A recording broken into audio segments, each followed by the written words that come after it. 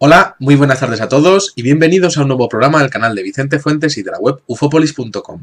Hoy vamos a hablar de una experiencia de abducción terrorífica, asombrosa, inquietante y llena de detalles. Una de las que más me ha impresionado a mí en mi carrera de investigador y sin duda una de las más visuales, porque los cuatro protagonistas de este incidente, Jim Vayner, Jack Vayner, su hermano, Chuck Ruck y Charlie Folth, eran cuatro estudiantes, los cuatro de menos de 25 años, de la Universidad de Massachusetts, en la Escuela de Arte. Bueno, el incidente que protagonizaron estos hombres forma parte de lo más oscuro de la ufología, y yo voy a contarles toda la experiencia pues de una manera científica y periodística, y bueno, pues ustedes tendrán que sacar sus propias conclusiones ante lo que les ocurrió a estos chicos, ¿no?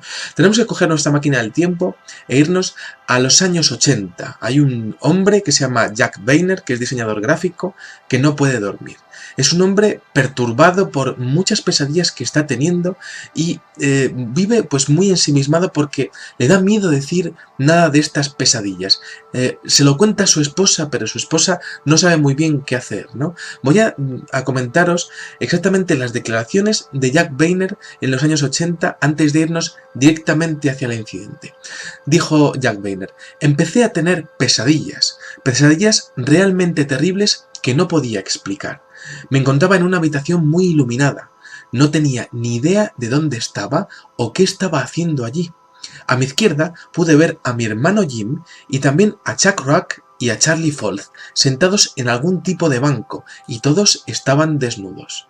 Me preguntaba por qué no me ayudaban, por qué me sentía como si estuviera en peligro, y mientras yo trato de averiguar todo esto, me doy cuenta de que realmente hay un ente oscuro a mi lado, oscuro y sombrío, y acto seguido, de repente, surge una luz brillante delante de mí. Me despertaba sudando, respirando con dificultad y con la sensación de estar solo, en un estado de terror y conmoción. Estas son las declaraciones de Jack Vayner, y bueno, pues esto en el año 1988 tiene que acabar hablándolo con su hermano porque ya no puede más. Y bueno, pues su hermano Jim le confiesa que él también está sufriendo exactamente las mismas pesadillas. Dice, las declaraciones de Jim Vayner son también inquietantes, ¿no? Dice: siempre ha habido ciertos elementos de mis sueños que son los mismos que los de mi hermano. Dice: a menudo me despierto con la sensación de que algún tipo de criatura me está forzando o violando.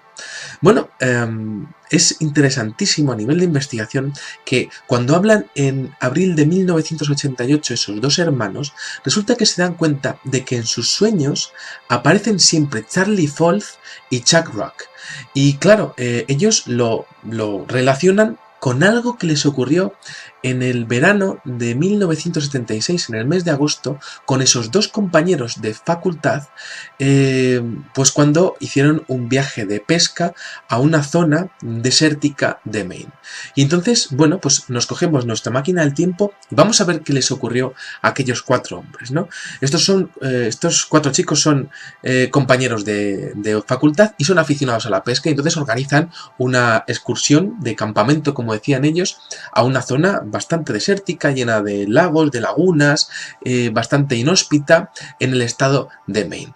Bueno, lo que debería haber sido un viaje relajante y tranquilo, un viaje de pesca con los amigos, se convirtió prácticamente en una pesadilla. Tenemos que irnos hacia ese páramo desértico de Maine. Estamos hablando del extremo noreste de Estados Unidos, una zona que cubre miles de hectáreas de prácticamente de selva, bueno, pues un poco pues sin ningún tipo de actividad humana. Y resulta que la primera noche va perfectamente la excursión, pero durante la segunda noche, en un momento dado, Jim nota un objeto brillante en el cielo y se lo dice a sus compañeros. Voy a leer las declaraciones exactas de Jim. Dice: estaba simplemente flotando por encima de la copa de los árboles. No parecía estar moviéndose en ninguna dirección. Yo lo miré a través de mis prismáticos, tal vez 15 segundos, 30 segundos, y de repente se apagó desde los bordes hacia el interior. Y aquí tengo yo que añadir que esto es como las televisiones antiguas y esto es una constante dentro de la ufología internacional. Sigue Jim diciendo: había algo en aquello que me dejó con una extraña sensación de que algo no iba bien, pero realmente no pensé en ello. Y a mí es una cosa que me ha parecido siempre muy curiosa, ¿no? El hecho de que Jim Vayner tuviese cierta intuición de que algo no iba bien, pero continuó con el viaje, ¿no? De estas veces que te da una corazonada, pero bueno, no dices nada porque dices, qué tontería, cosas mías, ¿no? Cosas suyas. Bueno, los hombres continuaron a través de aquel desierto, de aquellos páramos con lagunas, y en el cuarto día se decidió intentar pescar por la noche porque se estaban quedando sin provisiones. Entonces, para estar en el lado seguro del lago, pues estos 4 hombres hicieron una fogata muy grande, una fogata lo suficientemente grande como para tener un punto de referencia dentro del lago y para no perderse, porque claro, no tenían muchas luces allí, con linternillas, y para no perdernos, pues hacemos una gran fogata y siempre vamos a saber dónde estamos, ¿no? Bueno, entonces estos hombres hacen una gran fogata, la dejan encendida, ¿no? Y se meten en su barca, porque ellos van siempre con una barca y van de vez en cuando bueno, acampando y luego van recogiendo otra vez la barca y van avanzando por el río. Y bueno, pues estos hombres, llega un momento en el que Chuck Rack es el primero en darse cuenta de que no estaban solos.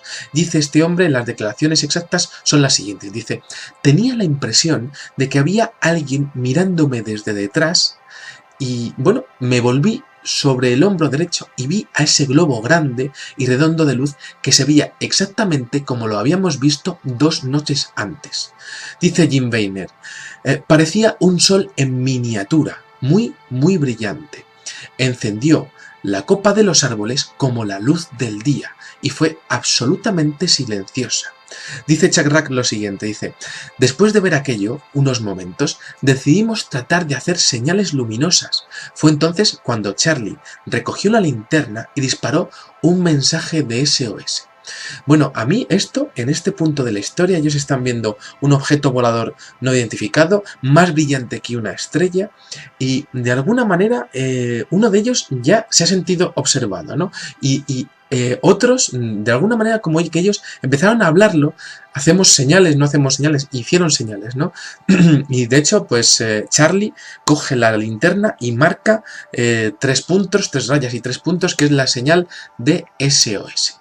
Entonces, a solo unos cientos de metros de distancia, el ovni se mueve sobre ese grupo de árboles y comienza a moverse inmediatamente después de recibir esos avisos con la linterna, ¿no? El ovni empieza a cambiar de color rojo al color verde, porque al principio tiene como una especie de coloración blanca, pero cambia a color rojo, luego a color verde y luego a un color amarillo blanquecino.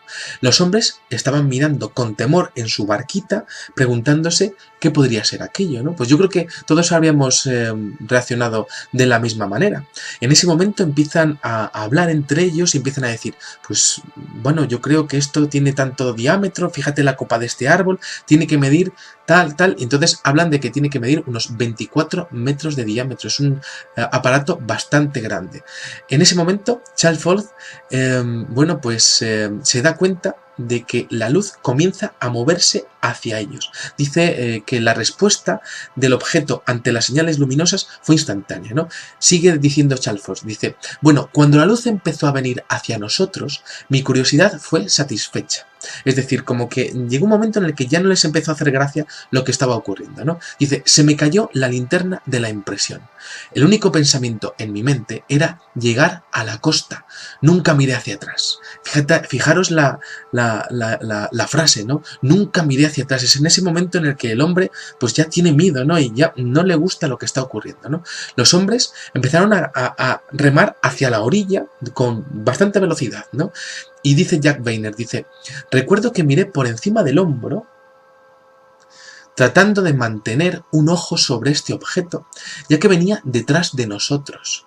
Ya estaba muy cerca de nosotros. Estaba casi encima de nosotros en ese momento. Recuerdo haber pensado que no íbamos a poder ir más deprisa remando. Es decir, esta gente tenía miedo en ese momento, ¿no?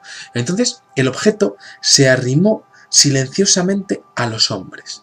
Desesperadamente comenzaron a remar cada vez más fuerte, lo más rápido posible, ¿no? Y en ese momento un rayo de luz salió debajo del objeto, envolviendo a los hombres y a la canoa.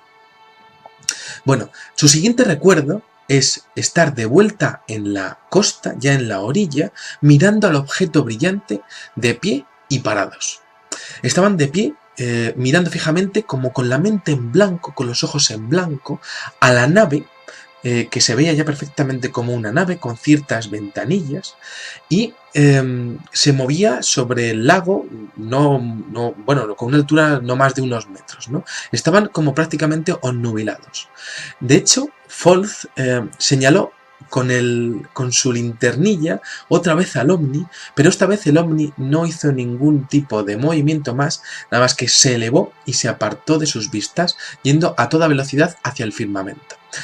Las declaraciones de Jim Weiner, por ejemplo, son interesantísimas. Dice: podría coger una piedra y tirársela a esa cosa.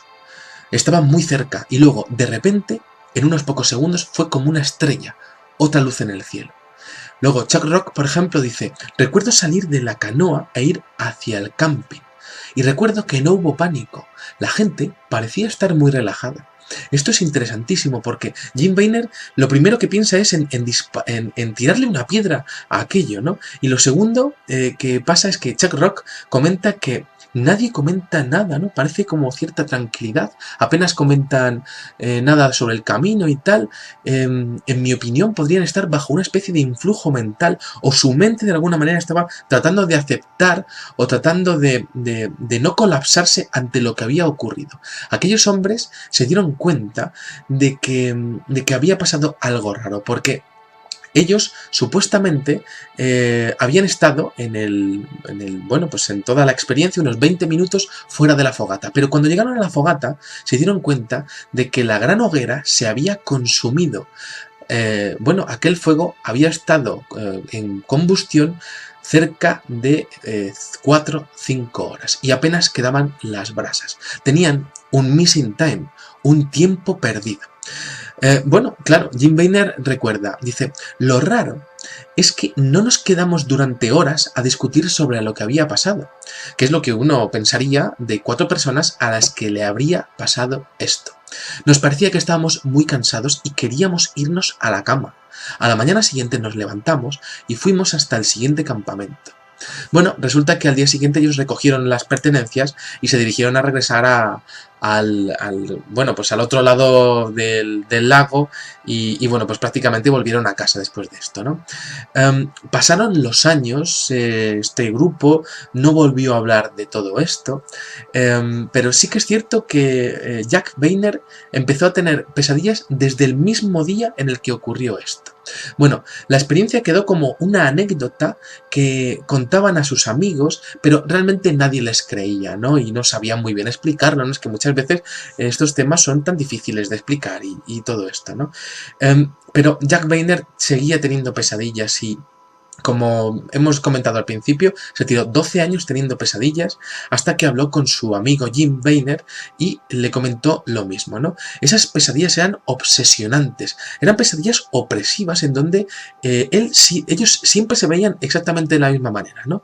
Ellos como en una camilla siendo forzados por unos seres como de un aspecto de mantis religiosa, es decir, con una cabeza muy pronunciada, con un mentón muy muy afilado, con unos ojos ahuevados muy muy negros, con una cabeza sin ningún tipo de pelo, eso sí, de alguna manera pues con antropomorfos, es decir, con cuerpo, con brazos, con piernas, pero con una cara excesivamente perturbadora, prácticamente como si fuesen insectos, ¿no?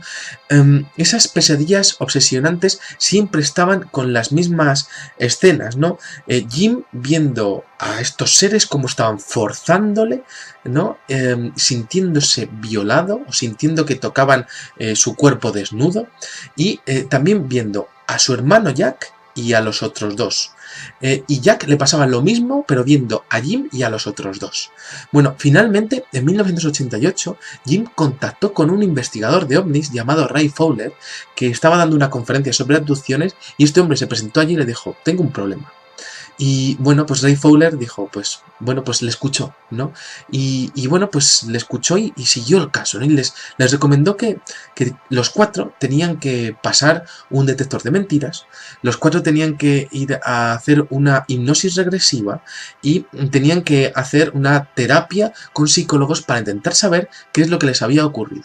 Bueno, Ray Fowler hizo que los psicólogos fuesen diferentes, hizo que las máquinas de la verdad fuesen diferentes, hizo que aquellos testigos intentasen no hablar entre sí para saber si sus testimonios eran idénticos. Y el tema fue más espeluznante de lo que se podía uno llegar a pensar, porque bajo hipnosis cada uno de los hombres contaron experiencias aterradoras, recuerdos reprimidos que no se acordaban y que parecían que estaban ocultos dentro de su mente. Y esto lo hemos hablado muchas veces, que muchos abducidos tienen un tiempo perdido, y en ese tiempo perdido como si se les eliminase parte de la memoria que solo podría ser recuperada con esta hipnosis regresiva. Y bueno, pues independientemente entre sí, cada uno de ellos sacó conclusiones increíbles, ¿no? Los 4 dijeron que fueron llevados a bordo de la nave, los 4 indicaron estos seres con rasgos típicos de grises, pero con esa forma prácticamente de mantis religiosas, y además unos detalles que eran bastante escabrosos, ¿no? Los extraterrestres les obligaron a desnudarse. Y les forzaron a hacer exámenes médicos tomando muestras de piel, fluidos de su cuerpo, su sangre, su orina y su semen. Los extraños seres humanoides, bueno, tanto en las pesadillas como en las hipnosis regresivas, eran descritos con esos ojos tan grandes, y además todos ellos hablaban de que tenían un brillo como metálico, brillantes, sin tapas, y decían además que las manos, los brazos, bueno, pues tenían como 4 dedos, ¿no? Claro, dentro de toda la casuística ufológica internacional, hay pocos casos que estén mejor descritos a nivel visual que estos, porque resulta que estos chicos eran artistas y entonces se dedicaron, después de estas experiencias de regresión hipnótica y de estas pesadillas, a pintar lo que les había pasado. Y entonces, bueno, pues tenemos detalles muy exactos. Los artistas tienden a tener una mayor retención de los detalles y, bueno, pues había imágenes de estos seres grises prácticamente como si fuesen insectos, ¿no? Con esos ojos almendrados, como decíamos, con una especie de arrugas aquí en la parte de la frente, con 2 orificios en la nariz y una pequeña hendidura de la boca. También aparecían algunos extraños utensilios que parecían cogerles de las extremidades, y eran utensilios, bueno, pues una tecnología extraña. Luego también hablaban de las manos, que eran como una especie de garras, con 4 dedos.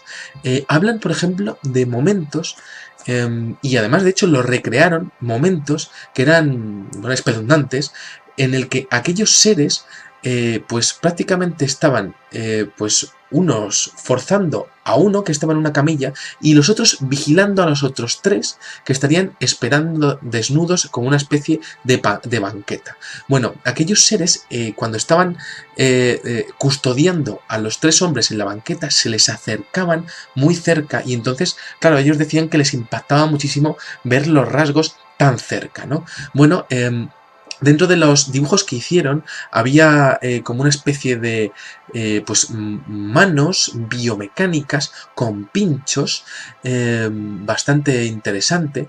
Luego, por ejemplo, hablaban de que tenían, y esto aparece también en los dibujos, como una especie de monos azules. Luego también hablaban de bueno, pues esa tez blanquecina, ¿no? Incluso como una especie de, se veía la pequeña musculatura como si fuesen muy enjutos, ¿no? Bueno, hablaban prácticamente también de la mirada. Ellos sentían la mirada, en lo que más les impresiona siempre, ¿no? Como a todos los casos de abducidos, esa mirada, ¿no? También hablaban de detalles como que veían las ventanillas en algunos momentos de la experiencia, y también desde fuera se acordaban de cuando habían sido depositados desde fuera, porque resulta que 2 de ellos habían sido dejados en la orilla y otros 2 habían sido dejados en la barca, y resulta que los que habían sido dejados en la barca veían la la escena de cuando estos seres estaban dejándoles, depositándoles en la barca, y uno de ellos incluso estaba en el agua, ¿no? Bueno, también llegaban a ver las luces de las ventanas saliendo, ya desde fuera cuando estaban ellos, ¿no? Pero sobre todo les impactaba mucho el hecho de poder ver toda la experiencia y pintarla desde diferentes puntos de vista, porque ellos, por ejemplo, pintaron la escena de cuando estaban esperando y se veía a su compañero que estaba siendo examinado, ¿no? Y bueno, pues de alguna manera el ser delante de ellos, ¿no? Y hay bastantes pinturas y bastantes, dibujos gráficos que realmente exponen lo que les ocurrió, su verdad, lo que ellos contaban que era su verdad, ¿no? Bueno, lo que voy a comentar ahora son extractos de las sesiones reales de regresión hipnótica. Y por ejemplo, Jim Weiner habla de lo siguiente, dice: son ellos, ellos no saben qué hacer. Creo que piensan que voy a venir a atacarles. Voy a hacerlo. Siento que voy a hacerlo. El primero que se me acerque voy a estrangularlo. No me gustan estas cosas, no me importa de dónde vienen. No deberían estar haciendo esto la gente.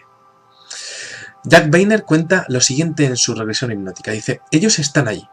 Su cara está justo en mi cara. No sé por qué. No lo quiero saber. No quiero saber lo que quieren.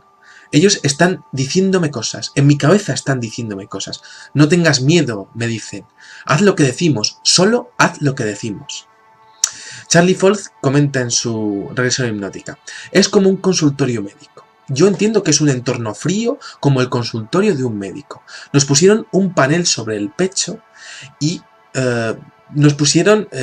nos rasparon los brazos y el pecho, las piernas y los muslos. No debería estar aquí. Quiero estar de nuevo en la canoa. Solo pienso en eso. Y luego, por ejemplo, Chuck Rack expone, ¿no? y empieza a ver lo que los extraterrestres están haciéndole a Charlie. Dice: veía una especie de dispositivo sobre él. Tiene la cabeza inclinada hacia atrás y le están forzando. Es casi como si sintiera su dolor. Nosotros no podemos ayudarle. Todo lo que podemos hacer es verlo. Bueno, como hemos visto, unas escenas realmente duras dentro de la historia de la ufología, fascinantes a nivel de investigación, pero claro, esta gente estaba sufriendo un secuestro, ¿no? Una violación de sus derechos humanos, ¿no? Prácticamente como cobayas de laboratorio, ¿no?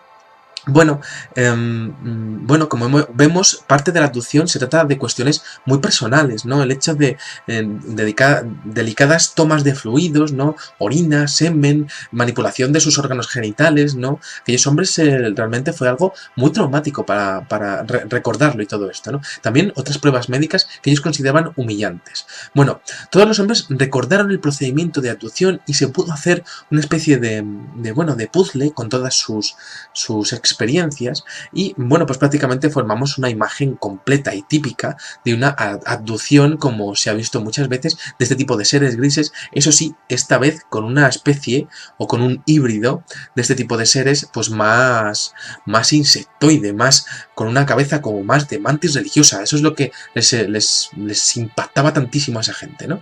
Bueno, los acontecimientos que narraban fueron los mismos, la prueba del polígrafo la pasaron los 4 y bueno, pues hubo diferentes psicólogos que se interesaron por el tema. Uno de ellos fue el psicólogo clínico William Cohn, que hablaba de que esto podría ser realmente inducido por la cultura popular, que podían haber sido secuestrados por algún tipo de organización gubernamental o no gubernamental y haber sido haber tenido experimentos con ellos, ¿no? Y de alguna manera este hombre decía que la experiencia, que era un movimiento impulsado por los medios de comunicación y además cíclico. Decía: la gente oye hablar de los casos, viene en la televisión, viene en la radio y ellos piensan que pueden haber tenido la misma cosa, ¿no? Y de alguna manera ellos alimentan a sí mismos esa sensación alienígena, ¿no? Pero por ejemplo había otros autores como John Mack, psiquiatra, premio Pulitzer de la Universidad de Harvard, que hablaba de que por lo general, y voy a comentar las declaraciones exactas, decía: por lo general son personas que no tienen interés alguno en los secuestros, no han leído sobre ello, no están familiarizados con los seres y están sorprendidos y asombrados cuando se enteran de que alguien más ha tenido estas mismas experiencias. Así que no hay material en los medios de comunicación al respecto, porque todo el mundo tiene miedo de contar estas cosas. Bueno, a mí me parece muy sorprendente el parecido de todos los 4 testimonios, ¿no? El tema de que pasaran las sesiones de hipnosis y el polígrafo, pero esas extrañas pesadillas en donde se veían tomados y se veían examinados médicamente por la fuerza, pues son prácticamente reminiscencias que habían, bueno, pues que tenían aquellos seres, o eran quizá experiencias de abducción nuevas que iban teniendo por separado, porque hemos aprendido en la ufología que muchas veces estas experiencias de abducción son cíclicas y de hecho pues van pasando incluso de generación en generación, es decir, incluso a los padres, a los hijos, a los nietos, así, ¿no? Me interesa mucho el hecho de que estos 4 hombres fuesen artistas, nos han dejado un legado a través de sus imágenes que es impagable dentro de la investigación, el hecho de que fuesen con esas cabezas de insectos tan impresionantes, el tema del missing time, ¿no? ¿Cuánto duró su experiencia? El hecho de que estos seres hagan este tipo de experimentación prácticamente como una tortura, ¿no? Como nosotros tratamos a los animales de laboratorio, ¿no? Y yo creo que esto es algo que nos pone un escalafón por debajo de la pirámide alimenticia, ¿no? Por eso es tan incómodo para comentar al respecto de las autoridades, ¿no? Y de los gobernantes del mundo, ¿no? No es algo que yo creo que ellos puedan llegar a concebir como algo seguro, ¿no? Nuestra sociedad siempre necesita seguridad y confianza en que somos lo mejor o somos los número uno, ¿no? Bueno, hay también una parte de inmersión mental, ¿no? Una telepatía de estar continuamente diciendo que tenían que hacer lo que tenían que hacer, ¿no? Que estuviesen tranquilos y también yo pienso que cierta control de la situación, porque claro, evidentemente esos hombres desnudos lo que están pensando es en defenderse, ¿no? Y de alguna manera esa gente estaba como hipnotizada y quizá esos momentos en donde esos seres les acercan tanto es para fomentar y aumentar la hipnosis para que esos hombres, ante la rabia que están sintiendo al ver lo que están sintiendo, pues no les ataquen, ¿no? Por otra parte, hay una interacción previa, porque no es normal estar haciendo una señal de SOS ante un objeto volador no identificado, ¿no? De todas formas, aquellos hombres estaban totalmente indefensos, realmente no podían hacer gran cosa, ¿no? Y también esa imagen de no discutir en el camino de vuelta, ¿no? Yo creo que todavía estaban bajo el influjo de la hipnosis mental, ¿no? De lo que les había ocurrido, ¿no? Bueno, los 4 hombres nunca se han retractado de sus declaraciones y bueno, pues yo me quedo con las declaraciones de Charlie Fort, que son una de las más tremendas de la historia de la ufología, ¿no? Para terminar este videoprograma, que dice: esto ocurrió. Si usted lo cree, pues muy bien. Si no lo cree, no me importa. No me importa, porque ¿sabe qué? Ocurrió. Bueno, pues esto es la impresionante experiencia que tuvieron aquellos hombres en Alagas y yo creo que, bueno, pues es un testimonio espectacular, muy visual, lleno de detalles y que nos ayuda a saber un poco más qué es lo que hay detrás de todo esto, ¿no? Porque yo siempre he pensado que cerca del fenómeno abducción hay una obsesión genética por parte de algo que no sé explicar, que a veces se presenta con una forma de grises, otras veces se presenta con otra forma de otros humanoides, pero parece interesado en ciertas líneas genéticas de la población de los seres humanos, ¿no? Porque siempre está la misma pregunta: ¿por qué ellos y no los demás? Quizá porque ellos tenían algo en su genética que esa gente podría estar buscando, fuesen quienes fuesen, ¿no? Haya lo que haya detrás del fenómeno de estos extraterrestres o estos seres dimensionales o adimensionales, ¿no? En este caso con forma de mantis religiosas. Bueno, creo que es uno de los testimonios más impresionantes que he tenido oportunidad de conocer en mi carrera de investigador y bueno, pues espero que les haya fascinado, igual que me fascina a mí. Nada más, espero que les haya gustado mucho este videoprograma y les espero en el siguiente. Muchas gracias y salud y suerte. Adiós. Estas son las declaraciones de Jack Vayner y bueno, pues esto en el año 1988 tiene que acabar hablándolo con su hermano porque ya no puede más. Y bueno, pues su hermano Jim le confiesa que él también está sufriendo exactamente las mismas pesadillas. Dice, las declaraciones de Jim Vayner son también inquietantes, ¿no? Dice: siempre ha habido ciertos elementos de mis sueños que son los mismos que los de mi hermano. Dice: a menudo me despierto con la sensación de que algún tipo de criatura me está forzando o violando. Bueno, es interesantísimo a nivel de investigación que cuando hablan en abril de 1988 esos dos hermanos, resulta que se dan cuenta de que en sus sueños aparecen siempre Charlie Folth y Chuck Rock. Y claro, ellos lo relacionan con algo que les ocurrió en el verano de 1976, en el mes de agosto, con esos dos compañeros de facultad, pues cuando hicieron un viaje de pesca a una zona desértica de Maine. Y entonces, bueno, pues nos cogemos nuestra máquina simplemente flotando por encima de la copa de los árboles. No parecía estar moviéndose en ninguna dirección. Yo lo miré a través de mis prismáticos, tal vez 15 segundos, 30 segundos, y de repente se apagó desde los bordes hacia el interior. Y aquí tengo yo que añadir que esto es como las televisiones antiguas y esto es una constante dentro de la ufología internacional. Sigue Jim diciendo: había algo en aquello que me dejó con una extraña sensación de que algo no iba bien, pero realmente no pensé en ello. Y a mí es una cosa que me ha parecido siempre muy curiosa, ¿no? El hecho de que Jim Vayner tuviese cierta intuición de que algo no iba bien, pero continuó con el viaje, ¿no? De estas veces que te da una corazonada, pero bueno, no dices nada porque dices, qué tontería, cosas mías, ¿no? Cosas suyas. Bueno, los hombres continuaron a través de aquel desierto, de aquellos páramos con lagunas, y en el cuarto día se decidió intentar pescar por la noche porque se estaban quedando sin provisiones. Entonces, para estar en el lado seguro del lago, pues estos cuatro hombres hicieron una fogata muy grande, una fogata lo suficiente. Hola, muy buenas tardes a todos y bienvenidos a un nuevo programa del canal de Vicente Fuentes y de la web ufopolis.com.